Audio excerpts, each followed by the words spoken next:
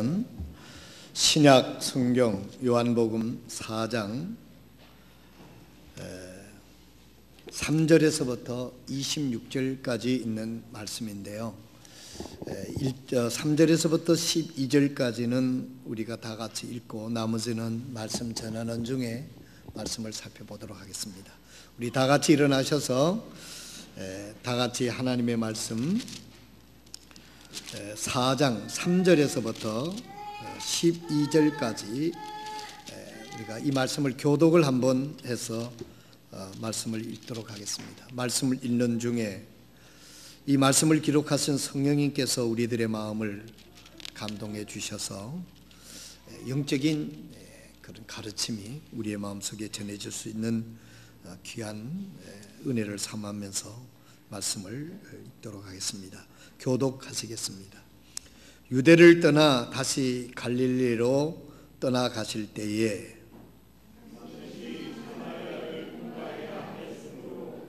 그때에 수가라 하는 사마리아 도시에 이르셨는데 이곳은 야곱이 자기 아들 요셉에게 준 땅의 구역에 가깝더라.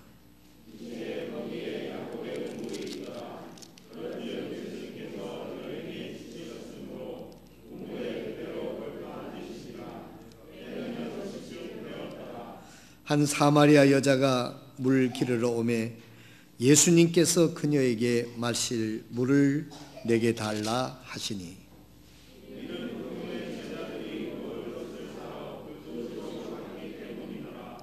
그때에 사마리아 여자가 그분께 이르되 당신은 유대인이면서 어찌 사마리아 여자인 내게 마실 물을 달라고 하시나이까 하니 이는 유대인이 사마리아 사람과 상종하지 아니하기 때문이라.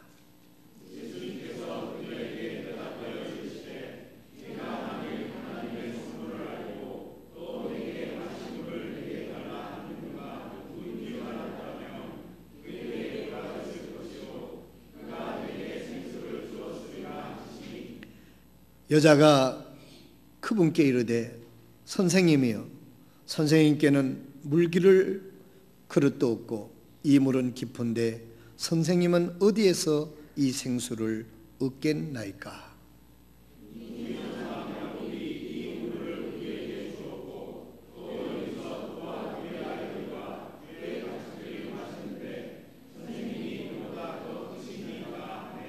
아멘. 기도하겠습니다. 하나님 우리 아버지, 오늘도 우리에게 준비하여 주신 말씀을 통해서 하나님의 음성을 듣고 힘을 얻고 비전을 가지고 참으로 하나님의 뜻을 행할 수 있는 복된 시간 될 수 있도록 은총을 베풀어 주시옵소서. 예수님의 이름으로 간절히 기도드리옵나이다. 아멘. 작성하시겠습니다. 예수님께서 유대 지역을 떠나서 갈릴리로 떠나가실 때 갈릴리로 가시는 도중에 있었습니다. 예수님은 그 생전에 갈릴리, 가버나움 그 근방을 벗어나지 않으셨던 그런 특징이 있습니다. 예수님께서는 그 작은 마을을 두루다니면서 말씀을 전했지만 이 하나님의 말씀은 참으로 온 세계에 지금 나라에 전파되고 있는 하나님의 말씀인 것을 볼 수가 있습니다. 예수님께서 이제 유대를 떠나서 갈릴리로 가시는 그런 여행 중에 계셨습니다. 그런데 여기 특이한 것은 예수님께서 사마리아 땅을 통과해야 된다고 하는 그 당위성이 앞에 서게 됐다는 것이죠. 뭐 통과하면 통과하는 것이지 그 말씀을 이렇게 기록을 해놨을까 우리가 이상하게 생각되지만은 역사적으로 보면 이게 간단한 문제가 사실은 아니었습니다. 이 사마리아 지역은 역사적으로 보면 이스라엘이 솔로몬 시대에 북왕국과 남왕국으로 남겨졌을 때에 이 사마리아는 북왕국의 수도였습니다. 또 바벨론 시대에는 그 포로로 점령을 당했을 때 이 유대 사람들은 끝까지 항전을 했는데 이 북쪽 사마리아 지역 사람들은 항복을 하고 적군들과 적당히 화친을 해서 거기서 혼혈 결혼을 해가지고 말하자게 되면은 참 타협을 했다, 이렇게 돼서 유대 지역에 있는 사람들과 사마리아 사람들은 그런 역사적으로 이런 역사를 가지고 또 실제적으로는 유대 사람들과 같은 이스라엘 민족인데도 그런 이제 내용 때문에 감정이 좋지 않았습니다. 그것이 뭐 1, 2년 사이가 아니라 몇백 년을 지나오면서 이게 아주 그 관습이 되어 버렸어요. 그래서 유대 사람들은 사마리아와 상종을 하지 않는 걸로. 그래서 유대인들은 아주 그 민족주의자들인데 그 사마리아 사람들이 이방 사람들과 결혼을 하고 소위 말하자고 하면은 아주 그 순종이 아니다, 이런 얘기죠. 그래서 터부시하고 그 관계를 좋게 여기지를 않았다는 그런 이야기입니다. 그래서 사람들이 심지어는 이렇게 질러가면 가까이 갈 수 있는 길을 빙 돌아서 가는 그런 일들이 그때 당시에는 실제적으로 있었다고 하는 그런 관습적인 이야기입니다. 이 예수님도 유대인이셨잖아요. 그런데 이제 예수님께서 이제 갈릴리로 가셨는데 이 사마리아를 통과하셔야 되겠다고 하는 말씀이 의미심장하게 여기에 기록이 되어 있습니다. 3절에 보면 유대를 떠나 다시 갈릴리로 떠나가실 때에 반드시라고 하는 말이 있어요. 반드시 사마리아를 통과해야 하겠으므로 예수님께서 반드시 이 사마리아 땅을 통과해서 갈릴리로 가셔야 되겠다. 그래서 우리는 흔히 여러분들도 전에 이런 말씀을 많이 들어보셨겠습니다만은 왜 예수님께서 그 유대인들의 관습을 따르시지 아니하시고 이 사마리아를 통과하셔서 갈릴리로 가셨을까? 뭐 여러 가지 이야기가 나올 수 있습니다. 유대인들의 그 편견과 잘못된 관습을 예수님께서 깨기 위해 가셨다. 뭐 그것도 이유가 될 수가 있습니다. 또 하나의 이유는 예수님은 하나님이시니까 이 사마리나 유대인이나 차별이 없이 공정하게 대하시는 분이니까 당연히 그렇게 가실 수 있는 게 아니겠느냐. 다 말이 맞는 말입니다. 그러나 이 말씀 속에서 전개된 모든 것을 종합해서 볼 때는 예수님이 사마리아를 통과하셨던 그 이유 하나는 거기 수가 동네의 한 여인을 구원하시기 위해서 예수님께서 사마리아를 통과하셨다는 것입니다. 한 영혼을 구령하기 위해서 예수님께서는 민족적으로, 문화적으로, 관습적으로 또 이런 여러 가지 장애물이 있었지만은 이 모든 것들을 극복하시고 사마리아를 통과하시는 그런 예수님의 모습을 우리는 여기서 보게 됩니다. 예수님께서 이제 사마리아를 통과하시는데 그 마을에 수가라고 하는 동네를 통과하시게 되셨어요. 예수님은 하나님이시지만은 완전한 하나님이시지만은 완전한 사람이셨잖아요. 그래서 먼 길을 걸어서 이제 그 사마리아를 통과해서 가시다가 보니까 행로에 피곤하셔서 이 우물에 가에 이렇게 그늘이 있는데 거기에 걸터 앉아서 쉬시게 되셨다는 그런 이야기입니다. 그림이 나오지 않습니까? 그런데 이제 그 동네에 한 여인이, 이름도 없어요. 수가 동네의 한 여인이라고만 기록돼서 한 여인이 그때 시간도 정확해요. 언제 어디서 누가 무엇을 왜 아주 육가 원칙에 대해서 잘 기록이 됐습니다. 그때가 정오쯤 됐다. 6시인데 유대 시간으로 6시면 정오입니다. 제9시면 오후 3시가 되는 거고요. 정오에 여인이 물길로 나오는 여인을 만나게 됩니다. 우리가 들어서 알습니다마는 보통에는 12시에 한창 햇빛이 뜨거울 때에 보통 통상적으로는 물길로 오지 않는 것이 그때 동네의 참 습관이었다고 합니다. 근데 이 여인은 햇빛이 쨍쨍 비치고 더워서 모든 사람이 집안의 그늘에 숨어 있을 그 틈을 타서 아무도 없을 때 물을 길러 오는 그 여인이었다는 것입니다. 그런데 그 아무도 없는 우물가에서 예수님과 이 여인이 만나게 되는 겁니다. 예수님이 이제 걸터에 앉으셨는데 예수님 홀로 계셨어요. 제자들은 어디 갔느냐? 제자들은 음식을 사러 장에 갔습니다. 예수님이 이제 홀로 앉아 계시는데 이 여인도 홀로 물길로 온 거예요. 그때 예수님께서 이 여인에게 물 좀 달라고 이렇게 이야기를 하는 겁니다. 예수님이 직접 또 잡수실 수도 있었는데 아마 물 뜨는 그릇이 없었는 것 같습니다. 여기도 보니까 나중에 그 말이 나와요. 이 여인은 물 뜰는 두레박을 들고 와서 물을 길렀을 가능성이 있습니다. 그래서 이제 이 여인이 물을 아무 말 안 하고 떠줬으면 문제는 간단한데 이 여인이 또 한 말 하는 거예요. 보니까 당신은 유대인이고 나는 사마리아인인데 어찌 물을 나에게 달라고 하십니까? 이것은 이제까지 설명한 관습입니다. 보통 유대인들은 사마리안 사람들하고 이야기도 하지 않는데 그때 당시에 여자들은 굉장히 하대를 받는 시대였기 때문에 여자하고는 더 이상 얘기를 하지를 않는 그런 상관이었습니다. 또 한국적 개념으로 보면 내화를 해야 될 그런 형편인데 이제 예수님께서 물을 좀 주시오 하고 얘기를 하니까 이 여인이 그와 같은 의아한 질문을 하게 되는 것입니다. 여기서부터 이 여인과 예수님과의 대화가 시작되면서 이 여인이 구원받는 놀라운 역사가 여기서 기록되어 있는 것을 보게 되는 것입니다. 예수님께서 물을 좀 달라고 하니까 이 여인이 당신은 유대인이고 또 나는 사마리아인인데 어찌 물을 달라고 하십니까? 예사뿐이 아닌 것처럼 그런 의아한 눈빛으로 예수님에게 이야기를 하게 되는 것입니다. 우리가 직접 그 말씀을 보겠습니다. 9절에 그때의 사마리아 여자가 그분께 이르되 당신은 유대인이면서 어찌 사마리아 여자인 내게 마실 물을 달라고 하시나이까? 이는 유대인이 사마리아 사람과 상종하지 아니하기 때문이라.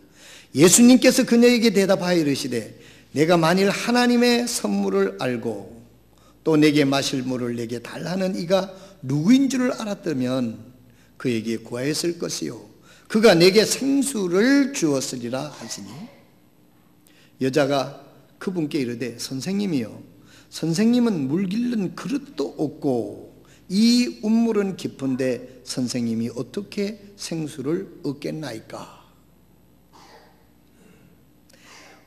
12절에 우리 조상 야곱이 운물을 우리에게 주었고 여기서 그와 그의 아이들과 그의 가축들이 마셨는데 선생님이 그보다 더 크시나이까 하매.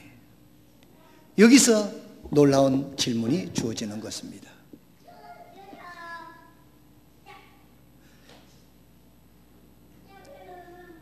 여기 이 여인이 질문은 무엇입니까? 이 여인의 질문은 당신이 이 야곱보다도 더 크신 분입니까? 하는 것이 이 여인의 초점이에요. 그때 당시 그들이 알고 있는 야곱은 이스라엘의 조상이지 않습니까? 아브라함의 하나님, 이삭의 하나님, 야곱의 하나님.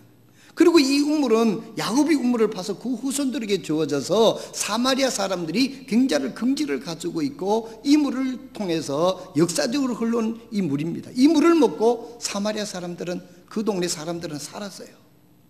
그런데 예수님께서 하시는 말씀이 내가 주는 물을 먹으면은 예수님께서 그녀에게 대답하여 이르시되 내가 만일 하나님의 선물을 알고 또 내가 마실 물을 내게 달라는 이가 누구인 줄 알았더라면 그에게 구하였을 것이요 그가 생수를 주었으리라. 여기서 예수님께서 이 여인에게 세 가지 것을 이야기합니다. 내가 하나님의 선물을 알고 너에게 물을 달라는 사람이 누군 줄 안다면 그 다음 저는 뭘 주겠느냐? 생수를 주겠다 하는 아주 영적인 의미의 말씀을 하는 겁니다. 그런데 이 여인은 지금 무엇이 필요하느냐 하면 하나님을 만나고 싶었고 그 마음속으로는 그리고 이 여인은 정말 하나님을 간절히 찾고 있는 그런 여인이었어요. 그래서 예수님은 그 여인의 마음을 하나님이시니까 알았기 때문에 사마리아를 통과해서 이 여인을 만나려고 예수님께서 이 수가 동네를 간 거예요. 다른 사람을 만나러 간 거 아니고 그 수가 동네에 수백 명이 있었지만은 예수님은 준비된 수가 동네의 한 여인을 만나러 갔던 것입니다. 이 여인이 준비된 것이 무엇입니까? 이 여인은 하나님을 간절히 찾고 있는 마음이 이 여인이 준비된 마음인 것입니다. 성도 여러분, 우리가 하나님의 선물을 받고 또 하나님이 누구인가를 알고 우리가 영원히 갈증이 없는 생수를 마시려고 하면 우리의 마음속이 먼저 준비가 되게 될 때 우리가 예수님을 믿고 거듭날 수 있고 사람이 변화가 되는 거예요. 그래서 준비되지 않았을 때는 우리가 전도를 해도 그 전도가 잘 막히지가 않을 수가 있습니다. 그러나 여러분, 우리가 전도를 해서 그 사람이 예수를 믿지 않는다 해도 실망할 필요가 없어요. 우리가 자꾸 준비를 시키는 겁니다. 그러다가 언젠가는 익어서 떨어질 날이 있는 거예요. 그러니까 우리가 전도를 했는데 그 사람이 예수를 안 믿었다, 우리가 하는 게 헛수고냐, 그렇게 생각하실 필요가 없어요. 우리가 어렸을 때 주일학교 학생들을 가르쳤습니다. 또 중학교 때 가르쳤습니다. 그런데 그 아이들이 믿음을 갖지 못하고 그냥 떨어져 나갔습니다. 이 전도가 무슨 소용이 있습니까? 여러분, 그렇게 생각하지 마시길 바랍니다. 어렸을 때 교회에 나와서 하나님 말씀을 배우고 성경을 배웠던 사람들이요, 나중에 인생의 어려움을 만나고 힘들었을 때 옛날에 주일학교 선생님이 가르치고 교회에서 배웠던 그 일들이 생각이 나서 하나님 앞에 돌아와서 예수 믿고 구원받고 새로운 믿음을 시작하는 그런 사건들이 간증 속에 보면 비일비재하고 수많이 있다는 사실을 기억하시길 바랍니다. 이 여인은 준비된 여인, 주님께서 지금 가서 이 여인에게 복음을 전하지 않으면은 안 되겠다고 하는 당위성을 우리 주님께서는 아시고 사마리아를 통과해서 그 수가라고 하는 동네에 갔다는 것입니다. 그럴 때 이 여인에게 예수님께서는 아주 정확하신 말씀을 하시는 거예요. 너에게 물 달라고 하는 사람에게 하나님의 선물이 무엇인지, 물 달라고 하는 사람이 누구인지, 그러면 그가 너에게 영원히 목마르지 않은 생수를 줄 것인데 하고 영혼을 던지는 말씀을 딱 전하니까 이 여인이 눈이 번쩍 떠지는 거예요. 당신은 보니까 훌륭한 사람인 것은 사실인데, 선생님이라 그러니까 이스라엘의 최고의 존칭이 랍비입니다. 그 랍비가 최고의 존칭에 보니까 예수님은 그럴 분인데, 여기 보니까 그런 엄청난 뉘앙스를 풍기며 말씀을 하십니까? 이 우물은 깊고 두루박도 없는데 어떻게 물을 길러준다는 그런 말씀입니까? 하고 이야기가 시작이 되는 것입니다. 그럴 때 예수님께서는 놀라운 말씀을 하십니다. 이 여자가 이렇게 얘기합니다. 이 우물은 야곱이, 우리의 조상 야곱이, 그들이 믿고 있는 최고의 존경하는 그 야곱이 이 우물을 파줬는데 당신은 이 야곱보다도 더 크신 분입니까? 이렇게 질문을 하는 거예요. 어린아이들은요, 이제 아주 우리 누굽니까? 현준이만한 때는요, 아이들을 때리면 안 된답니다. 교육학적으로. 아주 심하게 때리면 또 다른 아이들을 때리게 된대요. 그럴 때는 어떻게 해야 되냐면 힘의 제압을 보여줘야 된답니다. 애들이 때리고 나쁜 짓을 하면 엄마가 그 아이를 막 뭐라 그러면서 때리는 게 아니라 힘을 꽉 잡고 있대요. 그럼 이 아이가 어떻게 느끼냐면, 야, 내보다 센 놈이 나를 잡는구나, 이렇게 생각한다는 거지. 센 사람이 잡는구나, 이 힘에 내가 굴복해야 되겠구나, 이런 느낌을 받는다는 거예요. 그래서 그 다음 주 무슨 얘기하면 자꾸 듣게 된대요. 이게 맞는지 안 맞는지 모르지만 하여튼 그렇게 얘기를 하고, 좀 일리가 있는 말 같아요. 그런데 여러분, 애들 무조건 자꾸 때리고 그러지 말고 막 때리고 그냥 꽉 잡고 내가 너보다 힘이 세다 하는 식으로다가 말은 하지 말고 딱 잡고 있으면은 이 아이가 욱짓하고 그 다음부터 말을 잘 듣는다. 제가 그것 이야기를 듣고 이 성경을 읽으면서 그런 생각이 드는 거예요. 이 수가 여인이 좀 영적인 건 얘기를 하지만은 좀 예수님이 볼 때는 좀 유치한 얘기 같지 않습니까? 아, 야곱보다 더 큽니까? 마치 아들이 우리 아버지보다 셉니까? 뭐 이런 식으로 이야기를 지금 하고 있는 거예요. 그 예수님이 여기서 내가 야곱보다 세다. 뭐 이렇게 또 대답하기도 좀 그렇잖아요. 여러분은 뭐 이렇게 어떻게 대답할까요? 내가 야곱보다 센디? 이렇게 얘기하겠습니까? 그리고 나의 경력을 쭉 뭐 나열할 것입니까? 예수님은 그렇게 하시질 않아요. 예수님은 세 가지로 이 여인을 복음을 전합니다. 첫 번째가 여기 보면 13절입니다. 예수님께서 그녀에게 대답하여 이르시되, 이제 예수님께서 그런 질문을 하는 이 여인에게 이렇게 대답을 합니다. 예수님께서 그녀에게 대답하여 이르시되 누구든지 이 물을 마시는 자는 다시 목마르려니와 누구든지 내가 줄 물을 마시는 자는 결코 목마르지 아니하리니 내가 줄 물은 그 사람 속에서 솟아나는 운물이 되어 영존하는 생명을 이루게 하리라 하시니라. 여기 있는 물은 마시면 마셔도 갈증이 일어나지만은 내가 가르쳐주는 그분 속에는 영원히 솟아나는 생수가 있어서 다시는 갈증이 일어나지 않는 예수 그리스도를 주님께서는 이 여인에게 소개하고 있는 것입니다. 여러분, 우리가 영적으로 이것을 풀어서 생각해 보면 이 세상 같은 것은 아무리 가져보고 아무리 이루어보고 아무리 참 만져보아도 우리의 영혼을 만족시킬 수가 없는 것입니다. 우리는 돈을 많이 안 가져봐서 돈 있으면 행복할 것 같지만은요, 꼭 돈을 가져봐서만 그런 걸 아는 거 아닙니까? 돈 많은 분들도 뭐 그 인생의 갈증을 해결하지 못해서 자살하는 사람도 있고 마약으로 술로 알코올로 인생을 탕진하는 사람이 또 얼마나 많이 있습니까? 그런 것도 이런 걸 우리가 들어보면 그런 것들이 해결책이 아니라는 것을 우리가 알 수 있지 않습니까? 아무리 지위가 높고 박수갈채를 받는 사람들도 그 높은 명예와 명성에 올라가서 그 명성에 떨어질까 봐 잠을 이루지 못하고 그냥 수면제로 도움을 받다가 약물 과용으로다가 아주 질병에 쓰러지는 예가 우리 주위에서도 얼마든지 많이 있습니다. 사랑하시는 성도 여러분, 오늘 주님께서 이 여인에게 대답해 주는 대답은 이겁니다. 이 세상 것들로서는 네 마음속에 갈증하고 추구하는 것을 만족할 것이 아무것도 없다. 그러나 내가 소개하는 이분, 네 앞에 있는 나는 그분을 만약에 믿는다면 그분 속에 있는 영원한 생수가 있어서 다시는 갈증이 일어나지 않고 영혼의 만족을 이루는 그분이 내 앞에 있다 하는 것을 주님께서 이야기하는 것입니다. 예수를 믿는다는 것은 무엇을 의미하는 것입니까? 이 세상의 것들로 내 영혼을 만족시키려고 찾아 헤맨다면 그것은 종교를 찾아 헤매는 것이고, 만약에 우리가 예수 그리스도를 만났다고 하면 하나님을 만난 것입니다. 하나님을 만나서 하나님께서 죄의 문제를 해결해 주시고 예수 그리스도를 나의 구주로 영접했을 때 이 모든 문제가 해결되는 것이 아닙니까?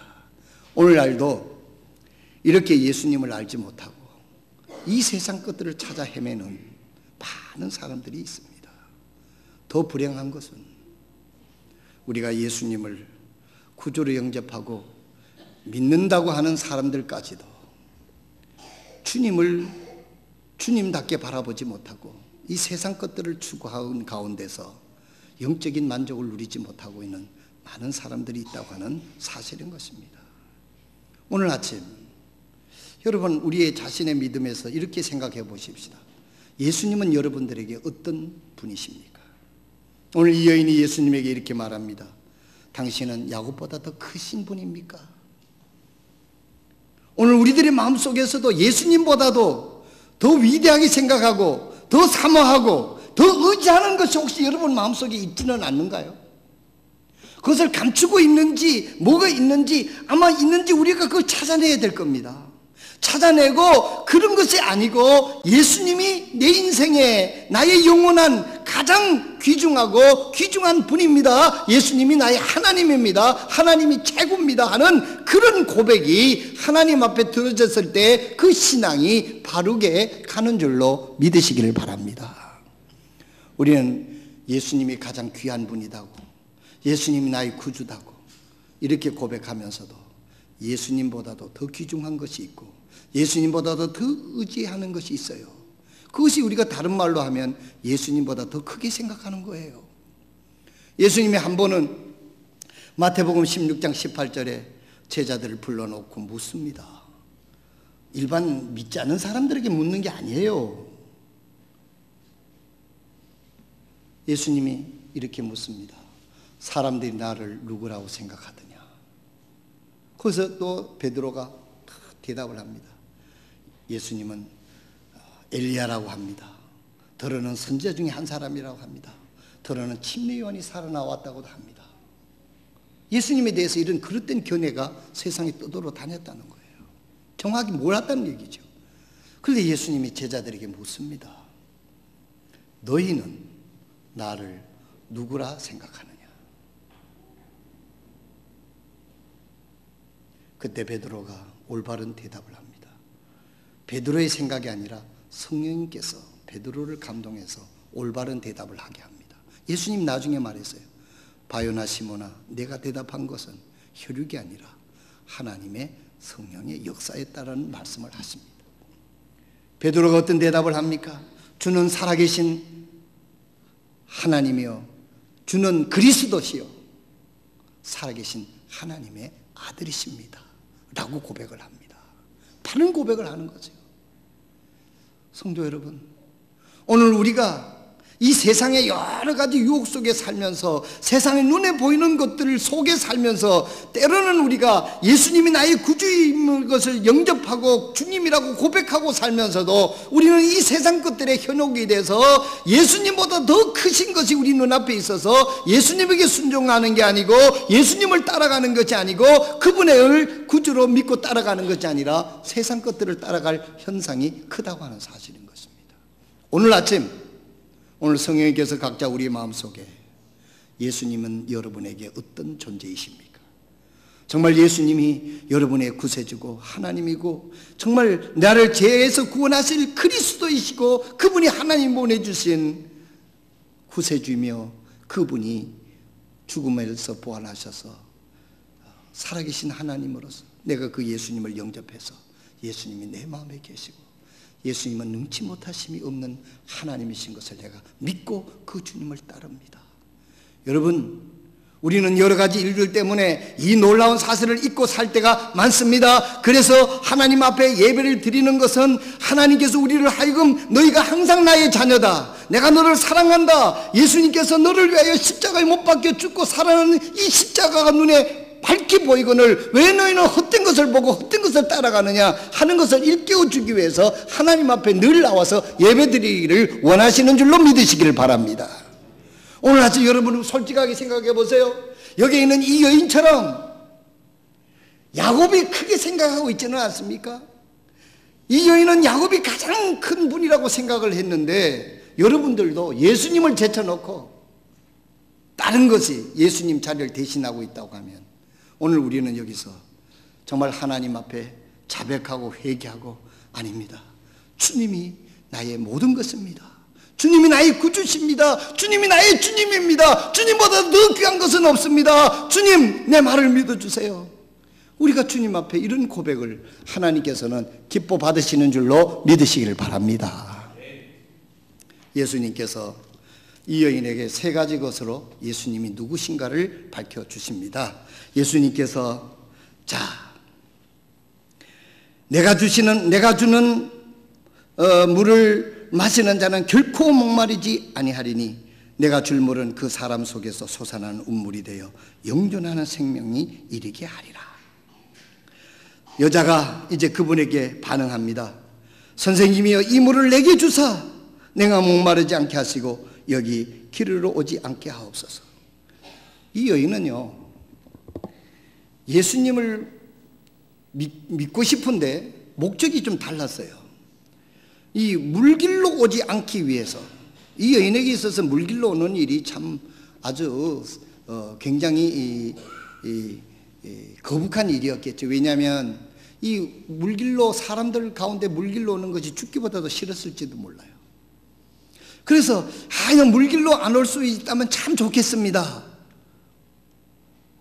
우리가 예수님을 믿는데요, 목적이 잘못되어 있을 수가 있습니다. 한국의 대표적인 보편적인 그릇된 믿음은 복 받으려고 믿는 사람들이 많아요. 이 미신적 믿음이 많죠. 우리가 예수 믿고 구원받으면 복을 받습니다. 이것은 하나님께서 우리에게 부수적으로 오는 축복이지 그게 본질은 아니지 않습니까? 꼭 미신적으로 뭐 복을 받기 위해서 내 소원을 성취하기 위해서 우리가 그런 목적으로 예수님 믿으면 안 됩니다. 우리는 우리의 죄의 문제를 어떻게 해결할 것인가? 여러분 솔직하게 우리의 죄를 해결해 줄 수 있는 사람이 아무도 없잖아요. 여러분 정말 깊게 생각해 보면 내 죄를 어떻게 용서를 받고 어떻게 하늘나라에 간단 말입니까? 인간으로는 불가능한 일이에요. 모르고 사니까 우리가 뭐 허허하고 살지 깊이 생각하게 되면 무슨 수로 내가 죄를 용서받을 수 있습니까? 다음 단계로 예수님께서 두 번째로 이 여인을 더 깊게 들어갑니다. 가서 내 남편을 데리고 오라 그랬어요. 그러니까 이 여인이 나는 남편이 없습니다. 그러니까 예수님께서 그렇지 네 말이 맞다. 좀 정직하구나. 지금 있는 남편도 네가 남편이 5이 있었으나 지금 있는 남편도 내 남편이 아니니라 이렇게 했어요. 그런데 이 성경 구절에 보면 에피소드가 참 많습니다. 어떤 사람이 결혼 축전으로다가 축전을 띄웠어요. 그래서 이 결혼식장에서 이 성경 구절을 읽어주기를 원합니다. 이렇게 해가지고 그때 당시에는 모로스 번호 또 이렇게 전보를 치는데 요한일서 뭐 그 몇 장입니까 여기 요한일서 4장 여기 그 17절에 있는 걸 친다는데 요한 1서짜리를 그것만 지어졌던 모양이에요. 요한복음 4장 17절 전보를 우체부가 가져가서 결혼식장에서 이제 쭉 있는데 전보가 왔습니다 이러고 있는데 지금 옆에 있는 남편도 내 남편이 아니니라 이걸 읽어주니까 이 결혼식장에 있으니까 이거 어떻게 되겠습니까? 좀 웃으세요. 웃으라고 얘기를 했는데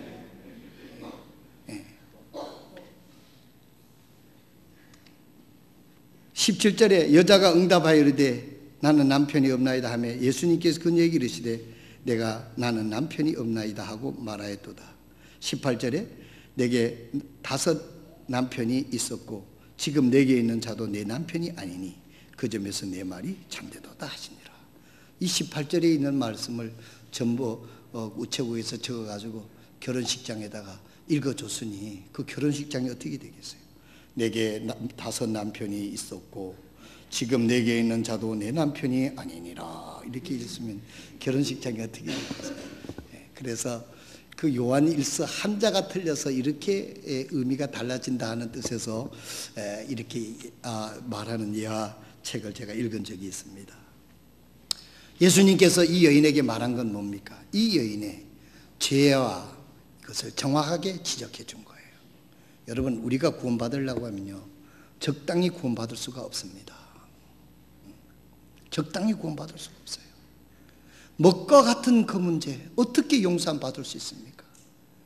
우리나라가 놀랍게 부흥될 때는요 이 대속의 은혜에 대해서 십자가에서 놀랍게 강조가 됐습니다. 그래서 찬송 부를 때마다 먹과 같은 그 문제 무슨 수로 우리가 용서함을 받을 수 있느냐, 울어도 못하네 눈물만이 흐르되 죄를 씻지 못하니 울어도 못하네 이런 찬송을 많이 불렀답니다.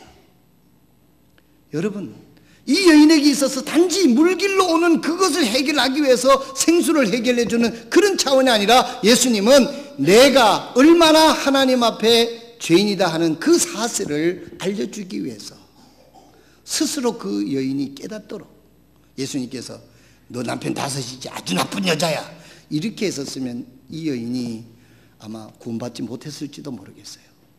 내 남편을 데리고 오라. 예수님이 몰라서 그랬겠어요. 내 남편을 데리고 오라. 예수님께서 아담을 부를 때 내가 어디 있느냐? 예수님이 몰라서 숨바꼭질 하니라고 물은 거 아니에요.